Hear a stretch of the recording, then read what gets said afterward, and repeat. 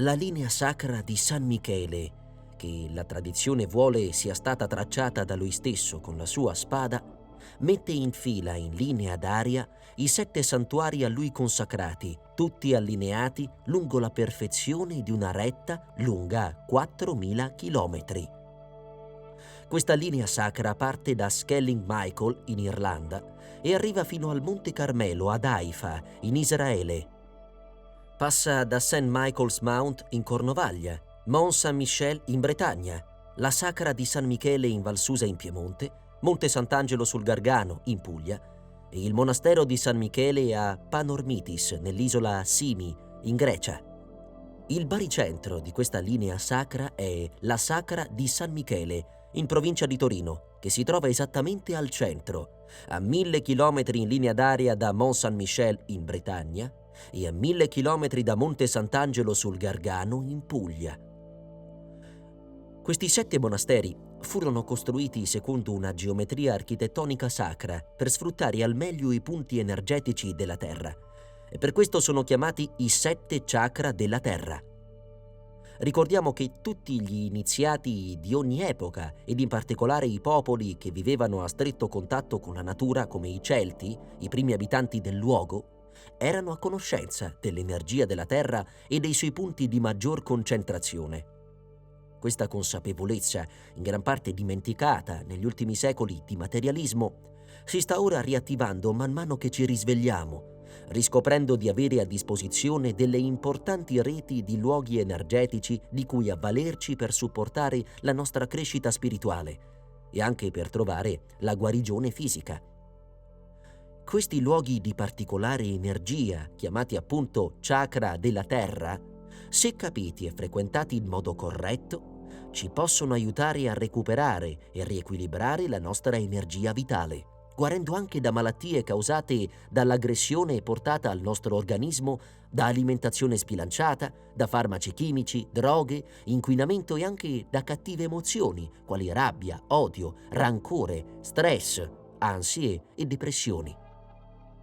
A dimostrazione di ciò, con strumenti di rilevazione non convenzionali quali la bacchetta del radiestesista o l'attrezzo che misura i gradi Bovis, alla Sacra di San Michele è stata rilevata un'energia di 13.000 Hz, particolarmente forte sulla terrazza e in chiesa.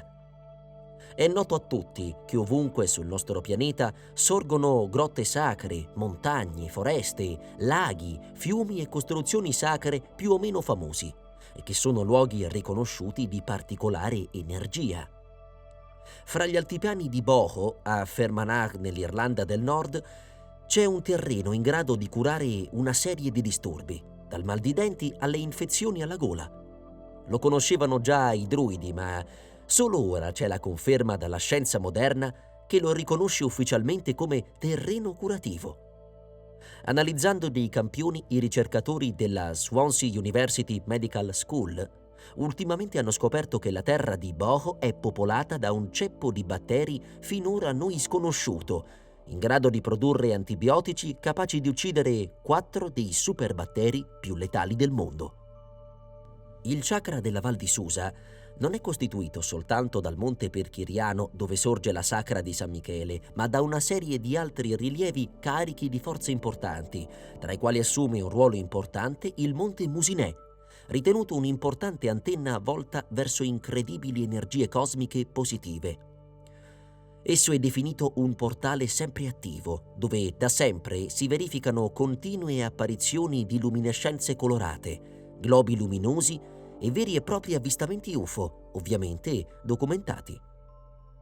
La Sacra di San Michele, che con la sua maestosità si vede fin da molto lontano, è da ritenersi un punto focale che probabilmente più di ogni altro ha creato quella base energetico-spirituale che ha fatto di Torino la città esoterica per eccellenza. Queste enormi forze, un tempo ben conosciute, erano chiamate dagli antichi forze della Dea Madre, cioè della Madre Terra, ed erano definite forze del drago, perché sono forze naturali enormi ma selvagge, talvolta oscure, utilizzabili sia per il bene che per il male, a seconda delle intenzioni che ci mettiamo. Questo è il motivo per cui degli edifici speciali, costruiti e attivati, cioè consacrati in modo del tutto speciale, furono eretti sopra montagne sacre, cioè piene di forza del drago.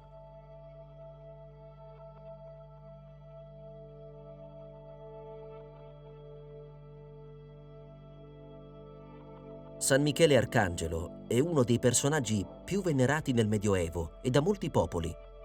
Nel libro biblico di Daniele viene definito il capo supremo dell'esercito celeste in difesa dei giudei perseguitati, mentre nel libro dell'Apocalisse è il principe delle milizie celesti, cioè degli angeli fedeli a Dio che combattono e cacciano Satana e gli angeli ribelli. Il culto di venerare San Michele Arcangelo in Val di Susa deriva dall'Oriente, dal culto mitralico dei Sumeri e dei Babilonesi. Nei santuari a lui consacrati, l'arcangelo Michele viene appunto rappresentato nella sua funzione tipica di guerriero con la spada che sconfigge il drago e porta giustizia, liberazione e protezione, il bene che trionfa sul male. Dunque, l'arcangelo Michele, vestito da guerriero con spada e bilancia, è il rappresentante della giustizia e anche di colui che riporta l'armonia. Simbolo di giustizia, equilibrio e armonia, appunto. Tutto ciò che andiamo cercando nella nostra esistenza. Quando viviamo nella giustizia e nell'equilibrio, abbiamo anche la protezione. San Michele Arcangelo, oltre che protettore dei guerrieri e dei militari, è protettore della pubblica sicurezza, dei radiologi, dei mestieri che usano la spada e la bilancia, quindi anche dei commercianti e dei farmacisti. La sua bilancia rievoca quella del dio egizio Tot e le sue funzioni di accompagnatore ricordano il dio Mercurio dei Romani ed Hermes dei Greci. San Michele Arcangelo si festeggia il 29 settembre, dopo l'equinozio d'autunno. È un momento di equilibrio, come vuole il segno zodiacale della bilancia, tra giorno e notte, luce e buio. In campagna si raccolgono i frutti della madre terra e la terra e gli alberi si preparano al lungo sonno invernale. Lentamente le giornate si accorciano e predomina l'ombra. Questo momento è un invito al raccoglimento interiore, all'introspezione, ad osservare le nostre ombre, a prendere coscienza della nostra intimità più profonda e nascosta, dei nostri limiti, dei nostri attaccamenti, delle nostre debolezze di fronte alle forze del drago demonio. Ma cosa sono queste forze negative del male, inferiori alla perfezione del piano divino? Sono forze a cui noi diamo potere, formate da pensieri e sentimenti negativi dell'umanità che si accumulano e formano le cosiddette egregore, che come nubi oscure ci avvolgono e ci condizionano, soprattutto se siamo deboli e facilmente influenzabili. Ciò avviene quando si parla di politica, di economia, di malattie, quando giudichiamo, critichiamo, accusiamo e offendiamo. E San Michele, come antagonista del demonio, viene in nostro aiuto se lo invochiamo. Ci ricorda che queste forze interiori non positive esistono perché noi diamo loro potere. Egli viene in nostro aiuto quando scegliamo di mantenere viva la nostra fede, intesa come fiducia nelle cose in cui crediamo, nel Padre misericordioso, nei Suoi messaggeri e nelle nostre infinite risorse e capacità. Ma dobbiamo tenere sempre viva la nostra attenzione, poiché l'energia va dove noi poniamo la nostra attenzione. Dunque, dobbiamo essere presenti nel qui e ora, domandarci sempre: credo nel potere del Padre o nel potere delle problematiche della vita? In cosa pongo la mia fede? Nella profondità della mia anima o nelle apparenze? Pongo più attenzione al mio spirito, il mio vero sé, che è eterno, o al mio corpo fisico e alla materia impermanente? La sacra di San Michele sorge sul monte Pirchiriano, che come tutte le Alpi occidentali era occupato da popolazioni celtiche che vivevano a stretto contatto con la natura. Era all'epoca chiamato Monte Porcariano, che significa Monte dei Porci, perché c'erano tanti maiali selvatici che vivevano lì intorno. Il vicino Monte Musinè era il Monte degli Asini e il Caprasio il Monte delle Capre. Sul Porcariano i Celti adoravano il dio Luc, che veniva rappresentato attorniato da animali, come Sant'Antonio Abate. I Romani fecero del monte un luogo di culto delle divinità alpine, che essi temevano, e nel 15 a.C. costruirono un tempio dedicato a Giove, dove sorse in seguito la chiesa di Santo Stefano, nella Spianata dei Morti. E proprio qui, nel 313 d.C., l'imperatore romano Costantino ebbe in sogno una croce e un angelo, che gli preannunciò: «Con questo segno vincerai». In effetti, vinse tutte le battaglie, e da quel momento venne liberalizzata la religione cristiana nell'impero romano. Verso il 330 d.C. si installarono nelle grotte i primi monaci bizantino-persiani venuti dall'Oriente, cacciati dall'imperatore Giustiniano. Essi costruirono una piccola cappella ancora visibile sotto il pavimento della chiesa attuale. Questo fu il primo insediamento dei monaci cristiani nelle Alpi. Nel VI secolo arrivarono i Longobardi con la regina Teodolinda, convertita al cristianesimo e devota a San Michele Arcangelo, guerriero protettore dei guerrieri e quindi del popolo longobardo. Nel 663 d.C. i Longobardi attribuirono la loro vittoria sui Saraceni all'intercessione di San Michele Arcangelo e costruirono una prima cappella a lui dedicata al Monte Sant'Angelo sul Gargano, che è ritenuta la più antica dei monasteri europei. I Longobardi nel 773 furono dispersi da Carlo Magno e nel 906, sempre dall'ovest, arrivarono i Saraceni, che distrussero tutto, lasciando solo ruderi. Nel 995 vennero cacciati e lentamente furono ricostruite le due cappelle. Fu un periodo di forti passaggi di pellegrini, soprattutto dalla Francia, in viaggio verso Roma e la Terra Santa attraverso la Via Francigena. Verso la fine del Novecento arrivò un monaco benedettino, San Romualdo, fondatore dell'ordine dei Camaldolesi, benedettini bianchi. Tra i suoi seguaci vi fu un giovane di Besate, in provincia di Pavia, che abbandonò la sua ricca famiglia per vivere da eremita nelle grotte di questa zona. Egli però non alloggiò insieme ai fratelli, ma si stabilì da solo sul Monte Caprasio, di fronte al Porcariano. Questo giovane si chiamava Giovanni Vincenzo, e su di lui nasce la leggenda della Sacra, raffigurata in un affresco di 8 scene nel coro vecchio. Qui San Vincenzo, divenuto poi vescovo di Ravenna, poi papa e infine santo, ebbe l'ispirazione di costruire un oratorio. Ma durante la notte le travi e le pietre accumulate per la costruzione sparivano misteriosamente. Passò una notte insonni a sorvegliare e vide una schiera di angeli che senza sforzo trasportavano in volo il pesante materiale sul monte di fronte, allora chiamato Monte Porcariano.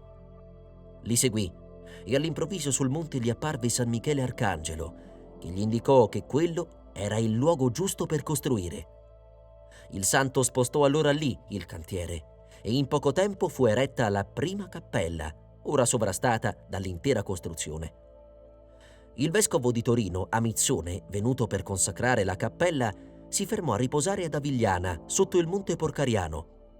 Venne svegliato da una colonna di luce, in alto, come un fuoco che brucia, proprio sopra la cappella che avrebbe dovuto consacrare il giorno dopo. Corse su e vide che i muri della chiesetta trasudavano già olio santo, segno che era già stata consacrata.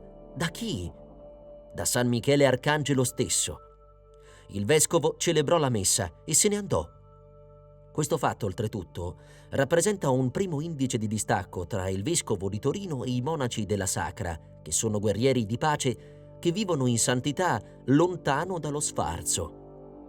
Ecco che il Monte Porcariano diventa il Pirchiriano, da pir, che in greco significa fuoco, e la cappella venne chiamata Sacra perché consacrata dagli angeli.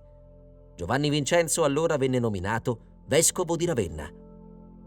Mentre si trova a Ravenna, scese verso Roma un peccatore, ricchissimo nobile dell'Auvergne, un certo conte Hugo Montboissier, detto Ugo lo Scucito per le numerose cicatrici, ma anche perché buttava via i suoi soldi per soddisfare la sua cattiveria. Egli aveva una giovane moglie credente e molto pia, la quale riuscì a convincerlo a pentirsi di tutti i mali commessi nella sua vita. Convinto, Ugo lo Scucito partì per Roma a chiedere l'indulgenza al Papa. Il Papa gli propose di scegliere tra l'esilio per 7 anni o la costruzione di un luogo sacro destinato ad accogliere i pellegrini. Egli, consapevole che l'esilio così lungo lo avrebbe privato della giovane moglie, scelse la seconda opzione. Gli venne in mente la chiesetta vista lungo la via Francigena percorsa per raggiungere Roma. Tornò su, comprò lo spuntone di roccia e le terre circostanti e invitò i monaci benedettini. Crebbe così una grande fortezza con chiesa, foresteria per i viandanti, infermeria e posto per cambi di cavalli, sempre aperta a nobili e a poveri in viaggio, soprattutto dalla Francia verso Roma e Gerusalemme. Essa, nel tempo, fu anche meta dei cavalieri templari che invocarono la spada di San Michele e custodì membri dell'ordine segreto dei Rosa Croce. Nel corso del tempo, la sacra fu più volte ampliata e trasformata e allo stile romanico iniziale si fuse lo stile gotico.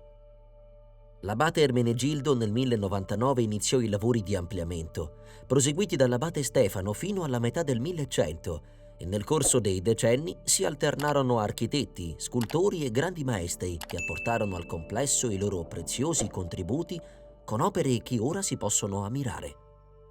Dal 1200 cominciò il declino che coinvolse un po' tutte le comunità benedettine, senza risparmiare la sacra. Il tempo delle grandi abbazie volgeva al termine e la sacra, nel 1622, venne abbandonata anche dai 3 monaci benedettini rimasti, e per la sua posizione fu più volte teatro di battaglie, saccheggi e devastazioni militari che ridussero il monastero nuovo ad un cumulo di ruderi.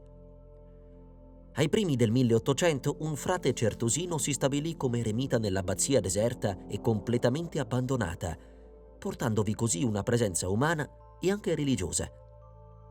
Coi Savoia, a partire dal primo ventennio del 1800, la sacra ebbe finalmente la giusta riscoperta artistica, culturale e mistica, che portò nel 1829 lo scrittore Massimo d'Azeglio a dedicarle un intero volume, la Sacra di San Michele, disegnata e descritta.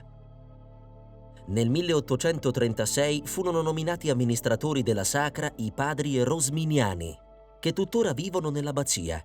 Così tutto il complesso riprese vita. Ma non mancarono le tragedie naturali.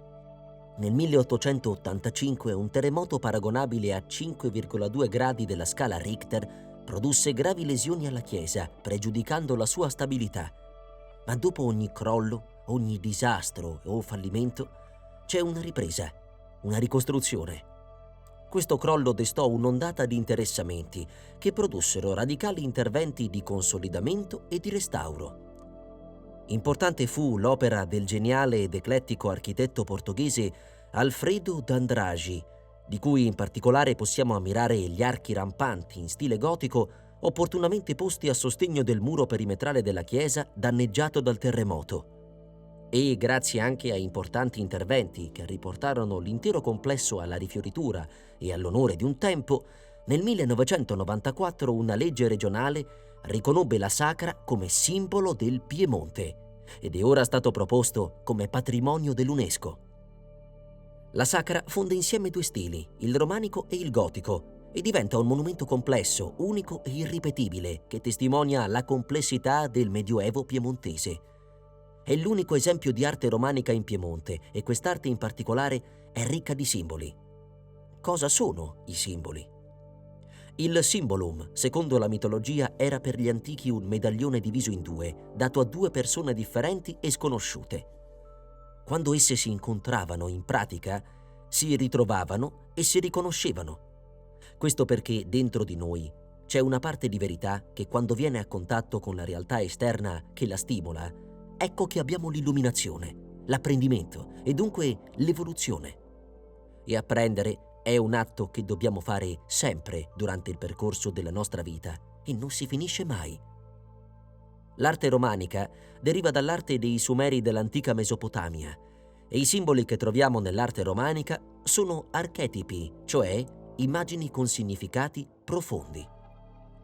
Non possiamo dimenticarci di parlare dell'incendio che divampò alla sacra di San Michele una notte di gennaio del 2018 e che preoccupò non poco parecchia gente.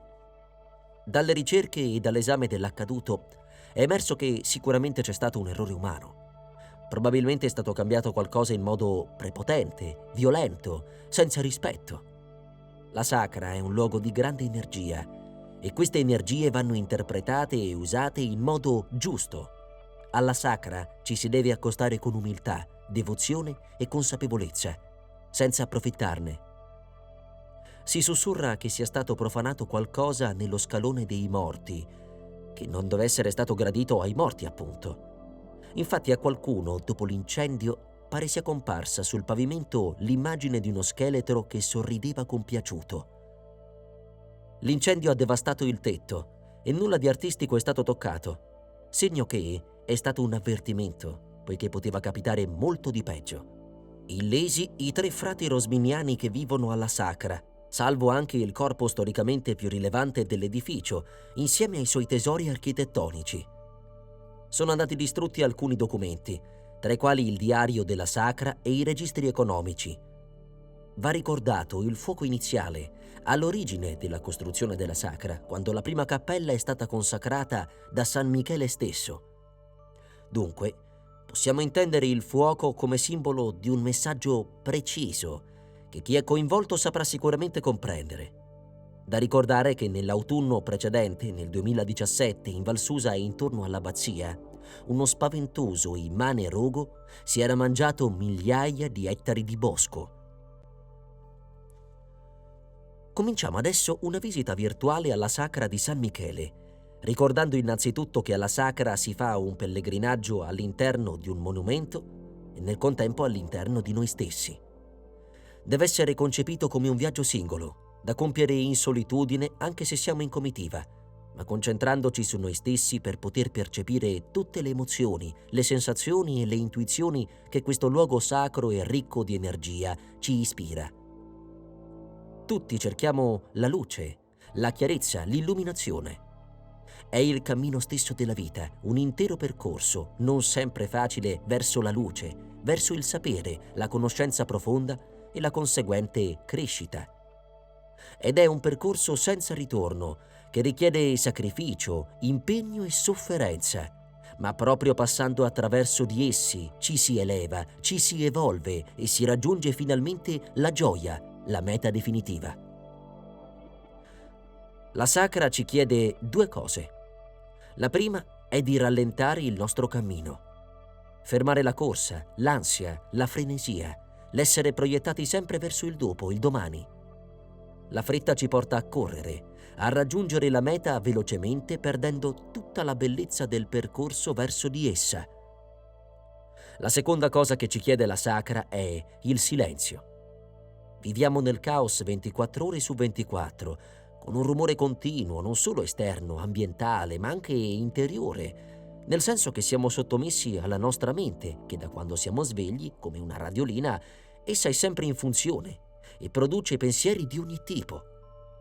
Siamo un continuo pensiero, frenetico, a volte convulso, che non riusciamo a dominare, anzi è la mente che ci domina, ci inganna e ci allontana dal nostro vero percorso. La sacra, come luogo sacro, ci chiede appunto di spegnere tutto, di chiuderci nell'introspezione, di essere concentrati nel qui e ora e ritrovare la nostra parte interiore più profonda.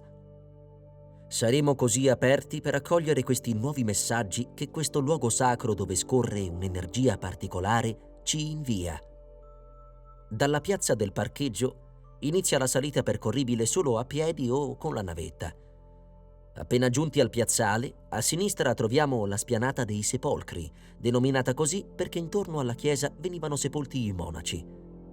Leggermente sopraelevato troviamo il sepolcro dei monaci, che un tempo era un'antica chiesa dedicata a Santo Stefano, già tempio di Giove dei Romani, ridotta in rudere dai cannoni spagnoli nei primi decenni del Seicento.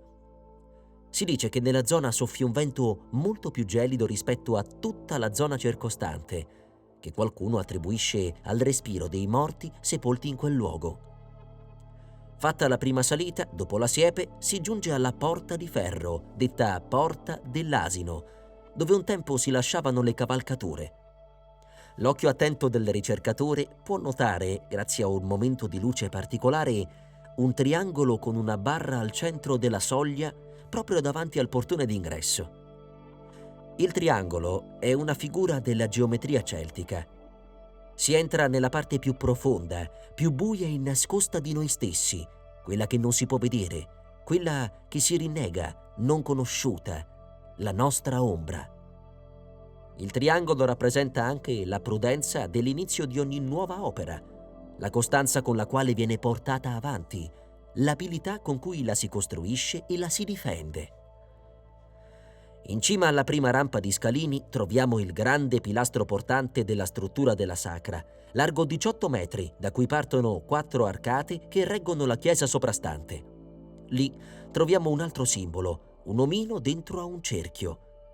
Il cerchio è un serpente che si morde la coda, l'Uroboros, che simboleggia tutto ciò che è ciclico, ripetitivo.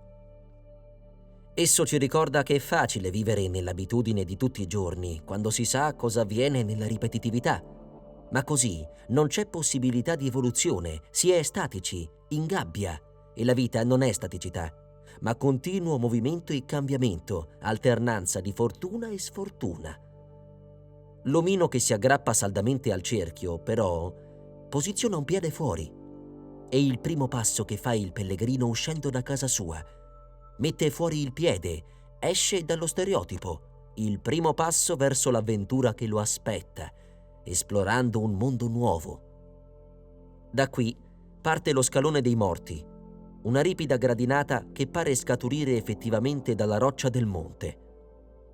Prende questa denominazione perché in passato era affiancato da nicchie che ospitavano le tombe di abati, benefattori della sacra e scheletri di monaci morti, visibili fino al restauro del 1937. Lo scalone termina davanti al portale dello Zodiaco, risalente al 1126, con i segni zodiacali raffigurati nei cerchi e le costellazioni nei quadrati. Simboleggia l'accesso al mondo celeste, di cui la sacra sembra custodire i segreti, tradotti in arte e simboli. Questo portale decorato da motivi romanici è opera dell'estroso maestro piacentino Nicolao, scultore dall'animo profondo, che come in un libro incide la sua dedica con la scritta in latino. Voi che passate salendo o forse scendendo, leggete i versi che Nicolaus ha scritto. Chi passa questa porta, dunque, è bene che si fermi e rifletta durante tutto il percorso. Chi è capace di comprendere è bene che lo faccia. Il maestro scrive inoltre: quest'opera va vista più volte. I 135 capitelli che compongono il portale raccontano in modo armonico momenti di realtà quotidiana e riferimenti biblici che contengono messaggi e ammonimenti preziosi per il pellegrino attento. A destra, alla base di una colonna, ci sono i leoni in cerchio che si tengono per la coda e rappresentano la ciclicità della vita, nascita, morte, rinascita e vita eterna. In cima ci sono le pigne, che ricordano la ghiandola pineale e il terzo occhio, il tutto ornato da motivi floreali. Sul secondo capitello, su 2 lati diversi, sono rappresentati da un lato Caino e Abele intenti a porgere la loro offerta a Dio, che respinge quella di Caino accogliendo invece quella di Abele, e dall'altra Caino nell'atto di uccidere Abele, istigato da una figura diabolica posta alle sue spalle. Anche qui ci sono scritte in latino che portano il seguente messaggio: il dono di Abele risulta gradito, quello di Caino è biasimato, ma il giusto Abele muore colpito dal bastone del fratello. Ecco l'invidia, la gelosia, la crudeltà e la malvagità che portano ad uccidere nostro fratello, un nostro simile, dunque noi stessi, poiché ciò che facciamo agli altri, nel bene e nel male, ci torna. Dietro Caino c'è un diavolo che si tira la lingua. Vuol dire che dobbiamo evitare la menzogna, la bugia e il tradimento, che portano male e prigionia del demonio, mentre la verità rende liberi. Il tirarsi la lingua significa anche silenzio, non parlare.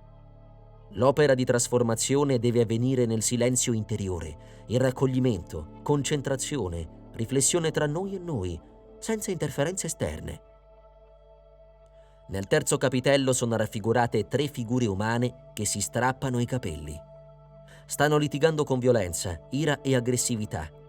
E la frase in latino ci ricorda di deporre ogni motivo di litigio, perché stiamo per entrare in un luogo di pace, di raccoglimento, di sacralità e occorre arrivarci in pace con tutto e con tutti, soprattutto con noi stessi. Trova la tua dimensione interiore e poi rientra nel luogo sacro di pace. Così dobbiamo fare nella nostra vita, nella famiglia, nella comunità. Risolvere i conflitti che creano separazione e ritrovare l'unità, l'unione, la pace e la distensione. I maestri ascesi ricordano di risolvere i conflitti con le persone care, qui in questa vita, per liberarci delle zavorre da portare oltre. Sui due lati del settimo capitello sono protagoniste le vicende di Sansone, scolpito nella parte frontale mentre scuote le due colonne del Tempio dei Filistei. Lateralmente compare con Dalila. Sansone era un consacrato, un Nasar, e come tale portava i capelli lunghi, nei quali risiedeva il segreto della sua grande forza. Sposò la cortigiana Dalila, alla quale rivelò il suo segreto. Questa gli rase i capelli e lo consegnò ai Filistei. Incarcerato a lungo, accecato, nel frattempo gli ricrebbero i capelli. Un giorno, portato al tempio di Dagon per far divertire i Filistei, si aggrappò a due colonne e le spezzò. Il tempio crollò, seppellendo Sansone in migliaia dei suoi nemici. Qui ci viene suggerito di modificare le nostre false convinzioni, le nostre credenze fuorvianti che ci fanno filtrare la realtà e vedere le cose con i paraocchi, come quando siamo ubriachi o drogati. E di conseguenza ci costruiamo delle maschere protettive che ci illudono di poter così affrontare meglio la vita, la società, i rapporti con gli altri. Dobbiamo distruggere le maschere e ritrovare l'autenticità del nostro sé interiore. Quando tutto è distrutto e in rovina, si cerca un nuovo punto di partenza per ricominciare e intraprendere un nuovo cammino. Più avanti troviamo su un capitello due donne con gli occhi aperti, cioè vigilanti, che allattano serpenti, i quali, provvisti di due teste, con l'una assorbono nutrimento dal seno della figura femminile e con l'altra le mordono i talloni. La rappresentazione è considerata dai profani come evocatrice della lussuria, simbolo del peccato di cui mondarsi percorrendo l'itinerario spirituale di purificazione. L'osservatore attento può notare che i piedi delle donne sono nudi. Dunque vi è una sessualità pulita, sana, poiché la donna ha un'importanza fondamentale nell'universo intero. È lei che riproduce e nutre, e questo è un gesto sacro. Un altro capitello riproduce il vanitoso leone con coda e testa di drago, che rappresenta la forza, mentre i quattro animali rappresentano i quattro elementi. I tritoni rappresentano l'acqua, il drago il fuoco, i falconi l'aria e i leoni la terra. Qualcuno affermò che gli animali sono angeli mandati da Dio agli uomini per imparare ad amare, e molti sono gli episodi che ci confermano ciò. Oltre la porta dello zodiaco ci si trova sulla terrazza, da cui si può ammirare un panorama stupendo che, oltre agli agglomerati di Rivoli ed Avigliana, comprende anche la città di Torino e la sua collina, con in lontananza la basilica di Superga. Da questa terrazza sale una gradinata incorniciata dai contrafforti e dagli spettacolari archi rampanti in pietra verde, una roccia metamorfica che si trova nei fondali marini più profondi, la cui cava era nel bosco sotto il monte Pirchiriano. Consideriamo che nell'antichità la pianura padana era un mare ed è stata formata dai detriti del Po. Le cattedrali, al fine di veicolare l'energia, venivano costruite utilizzando due tipi di pietre. Così fu per la sacra, una per la base e una per l'altezza.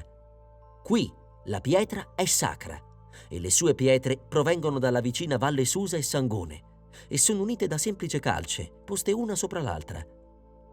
Salendo la gradinata si giunge davanti a un imponente portale romanico che introduce alla chiesa. La porta lignea, risalente al 1826, è un dono all'abbazia di Re Carlo Felice di Savoia. Essa reca altorilievi con un serpente demonio fissato con catene e con un volto umano. Da una parte è più mansueto e meno incatenato, dall'altra è molto più incatenato e pronto ad arrabbiarsi. Rappresenta la continua lotta tra il bene ed il male che ci accompagna nella nostra vita e le tentazioni che dobbiamo saper dominare per evitare che il diavolo si scateni. Sotto ci sono le armi di San Michele. La sua armatura è dorata. Lui ci aiuta a discernere ogni volta che ci arriva una tentazione, un'istigazione al male, alla trasgressione, all'errore, ma anche l'ansia, la paura e le emozioni negative che ci bloccano nell'evoluzione. Egli con la sua spada di luce taglia le catene e ci libera dal male.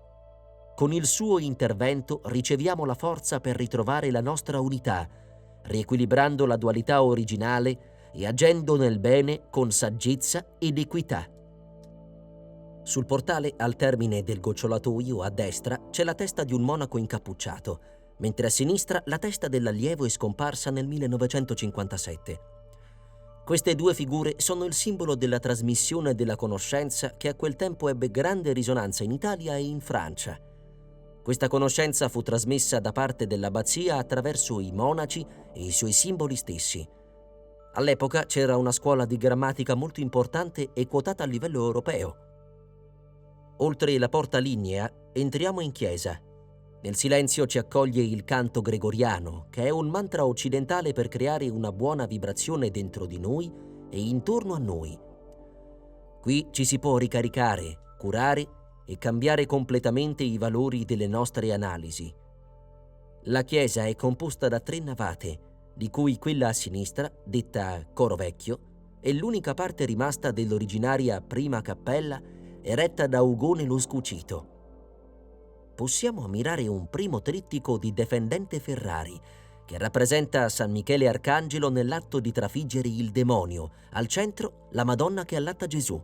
A destra San Giovanni Vincenzo, il fondatore della Sacra, che sta presentando alla Vergine un vescovo. Su una colonna si trova l'affresco denominato La Predica dei Morti, con 2 scheletri che mostrano i cartigli alla folla e invitano a pregare per i defunti. Nello stesso tempo ricordano il nostro destino di comuni mortali, semplici pellegrini in questo mondo, che come spiriti dotati di corpi fisici dobbiamo vivere bene per morire bene. Sempre del Defendente possiamo ammirare l'altro trittico che rappresenta la Madonna tra San Lorenzo e San Michele che combatte il drago demonio. La colonna a sinistra, appena entrati in chiesa, poggia direttamente sulla cima del monte Pirchiriano e porta una targa con la frase «Vi scrivo dalla Sacra di San Michele, culmine vertiginosamente santo». Tratta da una lettera che il poeta e sacerdote del Novecento, Clemente Maria Re, qui, in ritiro spirituale, scrisse ai suoi amici. E in alto su questa colonna c'è il Green Man, l'uomo selvatico con l'edera che esce dalla bocca. Significa l'istinto dell'uomo in unione totale con la natura e l'universo intero, l'essere collegato con ciò che ci circonda. In questo modo la sensibilità si affina e si percepiscono le energie sottili che questo luogo sprigiona. Dietro l'altare in alto c'è il finestrone centrale che dà volutamente ad est, dove nasce il sole. Il finestrone è contornato da figure scolpite dei profeti dell'Antico Testamento: Geremia, Isaia, Daniele ed Ezechiele. Poi 4 evangelisti del Nuovo Testamento, mentre sulla base è scolpita l'annunciazione dell'angelo Gabriele a Maria. Sotto, dietro l'altare, è dipinto San Cristoforo, protettore dei viaggiatori. Lungo il muro settentrionale vi è la monumentale tomba dell'abate Guglielmo, con tabernacolo gotico che reca scolpiti gli stemmi dei principi di Savoia. Nel sacello 3 civette, uccelli notturni infernali capaci di ruotare la testa di quasi 360 gradi e quindi avere una visione quasi completa. Ai piedi della statua c'è una salamandra, simbolo del fuoco, di rinascita, del rigenerarsi come sa fare il suo corpo se gli viene amputata una parte. I calzari dell'abate Guglielmo formano 2 gobbe sul dorso della salamandra, ricordando che il drago viene domato sotto i suoi piedi. Anche qui viene ricordata la sconfitta del male. Nella chiesa, in 16 massicci sarcofagi di pietra, riposano gli antenati dei Savoia-Carignano, da Margherita di Francia a Emanuele Filiberto, traslati qui dal Duomo di Torino intorno al 1840 per volontà di Carlo Alberto, il quale inaugurò la libertà di religione, mettendo fine alla persecuzione di ebrei e valdesi, ed affidò la direzione di tutta l'abbazia ai monaci rosminiani. Sono 24 salme, il triplo di 8, il numero dell'infinito. Carlo Alberto fu grande benefattore della Sacra e frequentatore soprattutto della ricchissima biblioteca, fornita di 10.000 libri. Da ricordare che ai tempi nostri proprio alla Sacra di San Michele si è ispirato Umberto Eco, autore del romanzo Il nome della rosa. In fondo alla navata sinistra troviamo una massiccia porta di legno che consente di uscire all'aperto. Varcata la soglia ci si volge indietro e ci si trova davanti al portale dei monaci, chiamato così perché era l'ingresso dei monaci alla prima cappella. Risale al 1100 ed è in stile romanico, costruito in pietre verdognole e rossastre con capitelli floreali. Alla fine dell'arco un omino si tira la bocca a dismisura. L'apertura della bocca simboleggia la parola, il proferire del verbo. L'omino che si tappava la bocca dall'altra parte non c'è più. Il significato? All'inizio di un percorso l'allievo deve tacere per imparare, per apprendere, poi ha la conoscenza e può diffonderla con competenza. Uno dei 7 principi Zen afferma che colui che ha la conoscenza possiede la chiave magica che apre tutte le porte del tempio. Ecco l'importanza dello studio, della conoscenza, dell'approfondimento della cultura anche ai giorni nostri. Nella Sacra di San Michele, a completamento della costruzione, c'è anche la sala reale non visitabile che Re Carlo Alberto intendeva dedicare all'accoglienza degli ospiti nobili e anziani, lavoro però mai realizzato. Poi si scende alla base della Sacra e fuori, sulla sinistra, si trova una casetta che risale alla fine dell'Ottocento e che venne utilizzata come telegrafo ottico, con specchi e giochi di luce per inviare segnali a Torino e ai forti dell'Alta Valle, poi sostituito dal telegrafo. Di fronte si trova la torre della Bellalda, da cui la leggenda popolare narra si sia buttata la Bellalda, avvenente fanciulla del paese che stava pascolando le pecore e venne inseguita dai soldati francesi. Il monastero era abbandonato e lei cercò di rifugiarsi lì, ma raggiunta salì sulla torre e pur di non perdere la sua dignità si buttò dalla torre. Durante il volo invocò l'arcangelo Michele che intervenne e la salvò, attutendole la caduta. Alda raccontò il miracolo, ma in paese non venne creduta, anzi fu derisa. Lei, colta da orgoglio, risalì sulla torre per dimostrare la sua verità. Si gettò una seconda volta, ma questa volta nessun angelo corse in sua salvezza e la poveretta si sfracellò sulle rocce sottostanti. In memoria di dove è stato ritrovato il corpo, c'è una croce di pietra risalente al 1702. La Sacra non si ferma mai, cresce sempre. L'ultimo pezzo risale al 2005, la statua di San Michele Arcangelo alta 5,20 m. Posta dietro la siepe all'inizio della salita a far da guardia all'intero edificio, è opera dello scultore altoatesino Moroder. È una moderna rappresentazione di un San Michele molto particolare, dopo la battaglia, una figura più umanizzata. La spada è piantata nella roccia a riposare, ovviamente sempre pronta ad essere impugnata, se necessario. È alato, come sono rappresentati tutti gli angeli per licenza estetica concessa dalla Chiesa ai suoi artisti nel Cinquecento. Da evidenziare la posizione delle ali.